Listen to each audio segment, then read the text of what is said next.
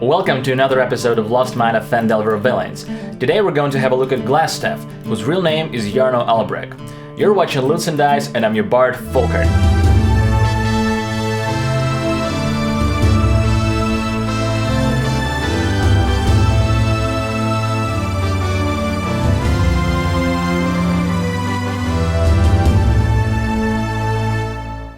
A former member of the Lord's Alliance, Iarno seized an opportunity in Phandalin to line his own pockets. Originally tasked with setting up a constabulary, the mage instead assembled a group of outlaws and local ruffians to secure his own position in town. Iarno knew of the Black Spider through his contacts in the Lord's Alliance and brokered a meeting. The drow promised to share the secrets and wealth of the Forge of Spells with the wizard in exchange for his help and loyalty. So this is everything we know from the book, and to be fair, it's a decent amount of information compared to most of the other villains in Lost Mine of Phandelver adventure, even compared to the Black Spider himself, the main antagonist of the story. We know a bit of Iarno's background. He's an agent of the Lord's Alliance and apparently a lord of something, as mentioned in the Black Spider's letter to Glasstaff, in which he addresses him as Lord Albrek. So Iarno is likely a noble, and something had to push him towards this dangerous step, to exchange the comforts of the city of Neverwinter for a dusty cellar in an old mansion. Of course we know what that something is, the Forge of Spells, but still I'm not satisfied with just that. I want to know his trail of thoughts. What was his life like before the events of Lost Mine of Phandelver? In my experience, no matter how many fancy dialogue lines you'll prepare for the game, or how vibrant your descriptions are, it's always better when you know the background. When you know what's exactly in the NPC's head, what he's been through, why did he choose this path, even if it's a temporary thing between him and his goal. When you know all that, that's when the character comes alive, and your players believe you, whether they like him or not. They remember him, they talk about him weeks later. That's when you know you did a good job. Of course, all of that isn't necessary. Glasstaff can be just an evil mage at the end of the dungeon that drops Staff of Defense and 200 experience points. But if you're watching this video, you probably want more from this character. I'd like to share an exercise with you that I do when preparing for games. I read the adventure or write the outlines of my own days before the game night, so I have plenty of times to go about my whatever business and think about the adventure on the background. Sometimes these plots stay in my head, and other times I write them down in form of short stories that I can share with my players after we've finished the campaign. So now I want to share a tiny little story about Iarno with you. Dozens of scents were trapped inside the stone walls of a round room. Bitter and sour and sweet, they would dance on the tip of your nose, teasing, never letting you catch one.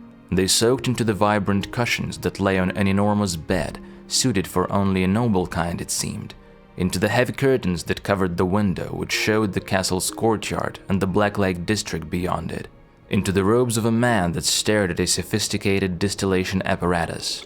Both of his hands held vials. His eyes rushed to a mechanical clock and back to the bubbling brewing. The tension of the scene was almost tangible, so much in fact that one could easily miss a very odd detail. A rat sat patiently on the table, as focused as its master. It held the third vial, waiting for its time. The contents of the first vial went straight into the tube, followed by the second one. The rat stretched out its tiny hands. The man grabbed the third vial and poured it inside the transparent cup that contained the final product of the distillation. The color of the substance brightened, causing the man to inhale nervously. Then it went dim, almost translucent, almost invisible.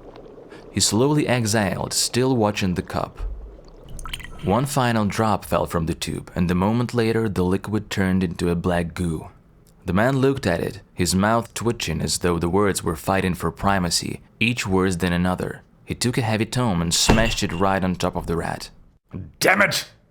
Not even a squeak came from under the tome. The dead broken rodent sparkled with weak unnatural shining and dissolved into nothingness. Tomorrow he'll summon another one. The man fell heavily into the chair and took his gloves off. He cast a simple cantrip and the floating hand started to clean the mess on the table. Another 100 golden gears worth of ingredients wasted. Only now he realized somebody was knocking on the door for about a minute. It was a servant girl carrying a tray with a teapot, a cup, and a piece of custard cake. "This is also for you, Lord Albrek." She held out a little bundle.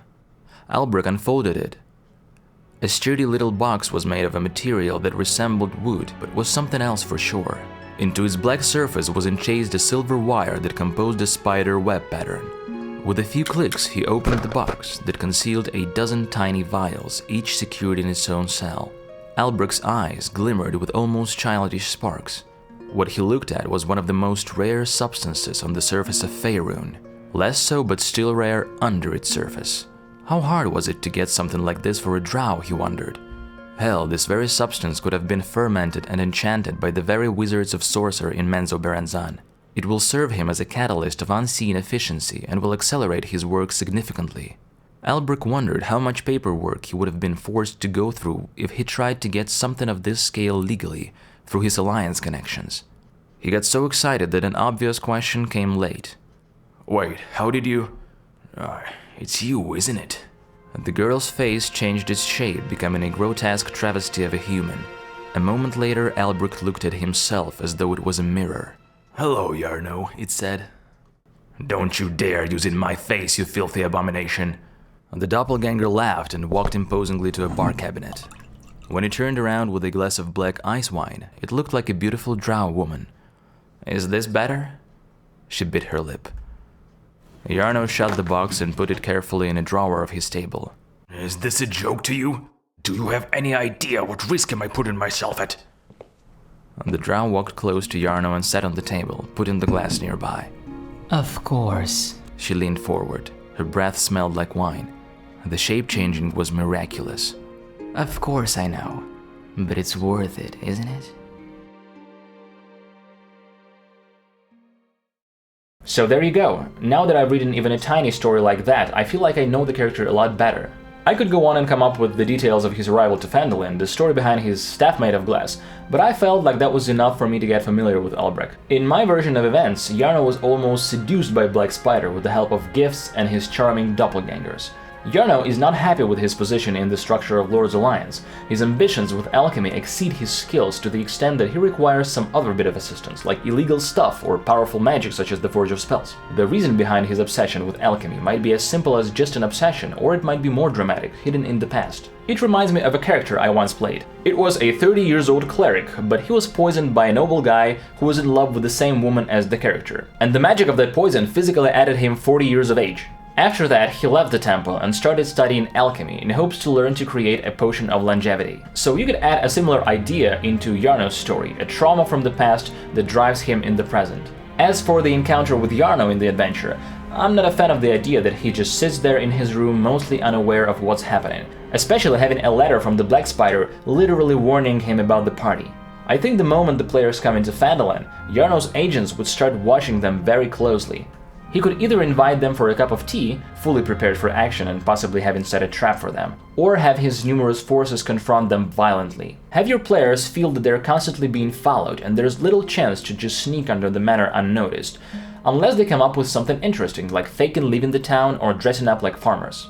If Glasstaff would hear that they've killed a bunch of his thugs, I think he would really freak out and double the guard, or use the bugbears that are just chilling in the room. Make sure that his guardsmen have potions of healing, that he probably had some time to brew in his lab, or even some other simple potions like a potion of growth. That would add some fun to the combat. If your players get the upper hand in combat and it's clear that the negotiations will lead nowhere, Iarno will utilize his magic to full extent to flee, so make sure he's got spell slots to use his Misty Staff, which is a very good second level spell that uses a bonus action and only verbal components. He then can unite with Black Spider and remain by his side. Or the Black Spider might punish him for failing to hold Phandalin and basically get rid of him. And that's it about today's villain. Tell me about your experience with Glasstaff, share your D&D stories, ask questions, and I will definitely answer them. And of course, there's more to come, so stay tuned for the next video. These are the names of my patrons, and I'd like to say thank you so much for supporting Lutes&Dice. It really means a lot. You can check out my Patreon page and help me start a community by becoming a squire or a hedge knight and get nice rewards like making it to the credits of my videos, voting for content, and more as I'll add more tiers.